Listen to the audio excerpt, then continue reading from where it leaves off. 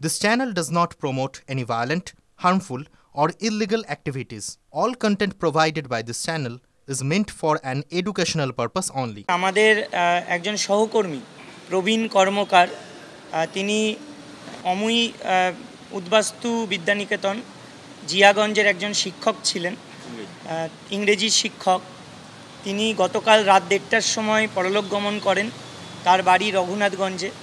তিনি আমাদেরই একজন সহযোদ্ধা ছিলেন। অবশ্যই কিছু রোগে তিনি ভুগছিলেন, কিন্তু বিগত কয়েকদিন ধরে তিনি প্রচণ্ড দুশ্চিন্তায় ছিলেন এবং যেহেতু এই প্যানেলটা ক্যান্সেল হয়েছে এবং দুর্নীতির কারণে চাকরিটা গেছে, তাই তিনি সেই মানসিক যন্ত্রণা সহ্য করতে পারেননি। স্ট্রোকে তিনি মারা গেছেন। তার আত্মার শান্তির উদ্দেশ্যে আমরা নিশ্চয়ই নীরবতা পালন করব। পরে আমরা এটুকু জানাই যে আজকে মুখ্যমন্ত্রী সাংবাদিক বৈঠক করে দুদিন আগেই ঘোষণা করেছেন যে নতুন পরীক্ষা হবে। উনি দুটো পদ্ধতির কথা বলেছেন। প্রথমেই বলেছেন যে পরীক্ষা, দ্বিতীয়ত বলেছেন রিভিউ। আমরা তার বক্তব্যের সঙ্গে সহমত পোষণ করছি না, কারণ একজন রাজ্যের মুখ্যমন্ত্রী তিনি জানেন যে কত বড় একটা দুর্নীতি হয়েছে, যার জন্য আজকে আমাদেরকে রাস্তায় বসে থাকতে হচ্ছে, ঘুমাতে হচ্ছে।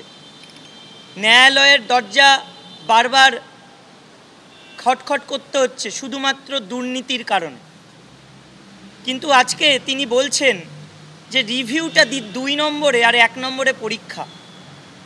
1 নম্বরে রিভিউ হওয়া উচিত, তারপরে কিউরেটিভ হওয়া উচিত, তারপরে হওয়া উচিত বিভিন্ন রকম আরও কি পদক্ষেপ আছে, আইনি লড়াইয়ে আর কি আছে সেটা সরকারের অবশ্যই দেখা।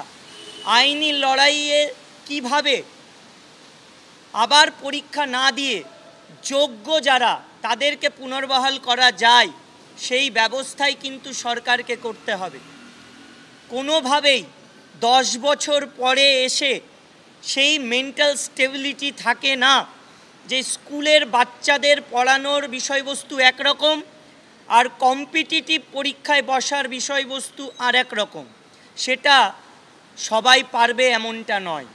কারোর বয়স বেড়েছে, কেউ হার্টের রোগে আক্রান্ত, অনেকেই আছেন যারা প্রেগনেন্ট ম্যাডাম রয়েছেন, অনেকেই আছেন ব্রেন স্ট্রোকে আক্রান্ত। তারা কি করে পরীক্ষা দেবে? তাহলে যেদিন পরীক্ষার দিন ঘোষণা হবে সেদিন এনারা যদি প্রেজেন্ট না থাকতে পারেন তাদের চাকরির কি হবে? তার দায় কে নেবে? আমরা দেখতে পাচ্ছি মুখ্যমন্ত্রী বলছেন যে যারা চাকরির পরীক্ষায় বসতে পারবে না, যাদের টাকা ফেরত দেওয়ার কথা বলা হয়েছে, তাদেরকে নাকি অন্য ডিপার্টমেন্টে চাকরি দেওয়া হবে। মানে ভাবুন তো, যারা দুর্নীতির সাথে জড়িত তাদের একটা নিশ্চয়তা এলো, আর আমরা যারা যোগ্য আমরা সেই অনিশ্চয়তার অন্ধকারেই থাকলাম যে পরীক্ষা দেব, কার হবে কার হবে না এটার কোনো ঠিক নেই। এমন এক রাজ্যে বাস করছি যেখানে টাকা দিয়ে চাকরি পাওয়াদের ক্ষেত্রে একটু বেশি সহৃদয় হয়ে যাচ্ছেন, আর যারা যোগ্য মাত্র 240 টাকা দিয়ে ফর্ম ফিল আপ করেছিলাম বলে আজকে তাদেরকে রাস্তাতেই রেখে দেওয়া হচ্ছে, অনিশ্চয়তার অন্ধকারেই রেখে দেওয়া হচ্ছে। আমরা এর বিরুদ্ধে আগামীকাল 30শে মে শুক্রবার শিয়ালদা থেকে একটা মহা মিছিল করব।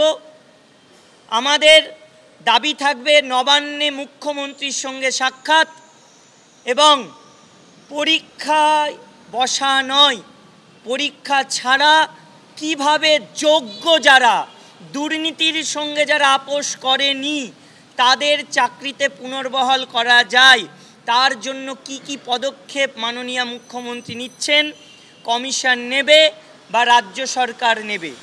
আমরা কালকে যে মিছিল করব সেই মিছিল হবে অর্ধনগ্ন মিছিল। শিক্ষক শিক্ষিকা শিক্ষাকর্মীরা তারা অর্ধনগ্ন অবস্থায় মিছিল করবেন। তার একটাই কারণ যে আজকে সরকারি দুর্নীতি, কমিশন পর্ষদের দুর্নীতি, তারা এই শিক্ষা ব্যবস্থাকে এবং আমাদের যোগ্য চাকরিহারাদেরকে আজকে নগ্ন করে ছেড়ে দিয়েছেন। এবং এই বিচার ব্যবস্থা, যেখানে আমরা বিচার পাওয়ার জন্য যাই, সেই ন্যায্য বিচার আমরা পাইনি, তাই তারাও আমাদেরকে সেই নগ্ন হওয়ার পথেই এগিয়ে দিয়েছেন। তাই জন্য আমরা অর্ধনগ্ন মিছিল করব। পরিস্থিতি যদি শোচনীয় হয়, ভবিষ্যতে যদি দেখি যে যোগ্য ও মেধার ভিত্তিতে চাকরি পাওয়া একজনও যদি বঞ্চিত হয় বা তারা যদি তাদের চাকরিতে সসম্মানে ফিরে যেতে না পারে, তাহলে আরও কঠোর পদক্ষেপ আমরা নিতে বাধ্য হব।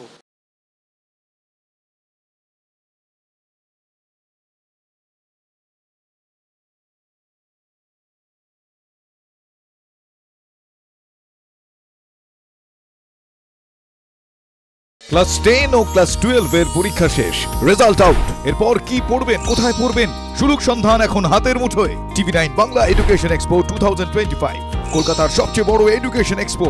ডিগ্রি না ডিপ্লোমা, কোন কোর্স করবেন, কিভাবে প্ল্যান করবেন নিজের ক্যারিয়ার, সব প্রশ্নের উত্তর একটাই। TV9 Bangla education expo. একই ছাদের তলায় থাকছে নামকরা সব ইঞ্জিনিয়ারিং কলেজ, বিশ্ববিদ্যালয়, মেডিকেল ও management institution. TV9 Bangla education expo 2025, 31 মে ও 1 জুন বোস ইনস্টিটিউটে, কলেজ মোড়, সেক্টর 5, সকাল 10টা থেকে সন্ধ্যে 7টা পর্যন্ত। এন্ট্রি একেবারে ফ্রি।